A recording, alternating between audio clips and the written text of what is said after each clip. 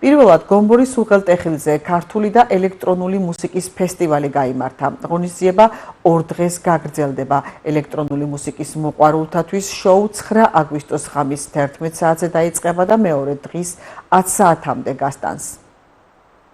9 და 10 აგვისტოს გაიმართება გომბორის უღელტეხილზე ფესტივალი, მუსიკალური ფესტივალი, რომლის მხარდამჭერებიც არიან თელავის მუნიციპალიტეტის მერია და ასევე თელავის მუნიციპალიტეტთან არსებული კულტურის ცენტრი ზაირა არსენიშვილის სახელობის. ღონისძიებაში ჩართულები არიან ქალაქიდან მოწვეული, თბილისიდან მოწვეული მომღერლები, სოლო მომღერლები, ასევე ფოლკლორული ანსამბლები.